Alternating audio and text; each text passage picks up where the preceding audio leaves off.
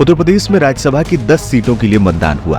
इन सब के बीच दावा किया गया कि चुनाव में सपा के 7 विधायकों ने क्रॉस वोटिंग की, जिसका सीधा फायदा बीजेपी को हुआ। सूत्रों का दावा है कि समाजवादी पार्टी के जिन विधायकों ने कथित क्रॉस वोटिंग की है वो पिछले 2 दिनों से लगातार सीधे गृह मंत्री अमित शाह के संपर्क में थे। दावा किया जा रहा है कि बागी विधायकों की उनसे बातचीत कराई गई थी। इन सब में यूपी बीजेपी के पूर्व प्रभारी सुनील बंसल ने अहम भूमिका अदा की। सूत्रों के अनुसार सुनील बंसल गोपनीय तौर पर लखनऊ आए थे, जिन्होंने सीधे विधायकों की अमित शाह से बात कराई थी। सूत्रों के मुताबिक गृह मंत्री अमित शाह ने आश्वासन दिया था कि अगर वो इस्तीफा देते हैं तो हम अपनी पार्टी से आपको चुनाव लड़ाएंगे। अगर आप हारते हैं तो आपको विधान परिषद या निगम बोर्ड के अध्यक्ष पद पर समायोजित करेंगे।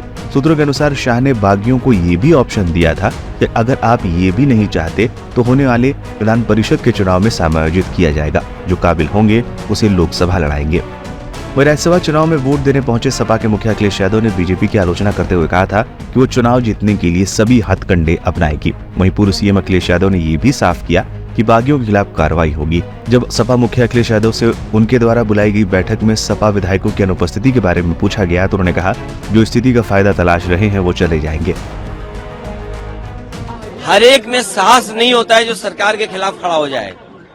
सरकार के खिलाफ खड़े होने में साहस चाहिए और दबाव तो हर एक पे बनाया जाता है। ये बात कौन नहीं जानता है कि भारतीय जनता पार्टी जीतने के लिए कोई भी हथकंडा अपनाएगी। जिस भारतीय जनता पार्टी ने चंडीगढ़ में बेईमानी की हो, बैलेट से जब वोट पड़ा, जीतने के लिए उन बैलेटों को किस तरीके से बिगाड़ा गया, किस तरीके से वोट खराब किया गया और अधिकारी के माध्यम से।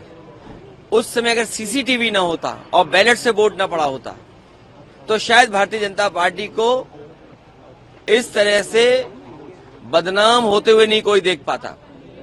जहां तक यूपी का सवाल है, राज्यसभा के चुनाव में भारतीय जनता पार्टी ने सब कुछ किया है वोट लेने के लिए और जो लोग गए हैं उनमें साहस नहीं रहा होगा सरकार के खिलाफ खड़ा होने में।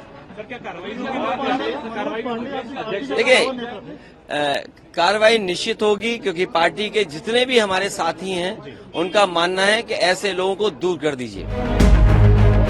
बता दें, राज्यसभा चुनाव मतदान के दिन सपा विधायक मनोज पांडे ने विधानसभा में मुख्य सचेतक पद से इस्तीफा दे दिया और अपना त्यागपत्र सपा प्रमुख अखिलेश यादव को भेज दिया था। बता दें, राज्य में 10 सीटों के लिए बीजेपी ने 8, वहीं समाजवादी पार्टी ने 3 उम्मीदवार मैदान में उतारे थे।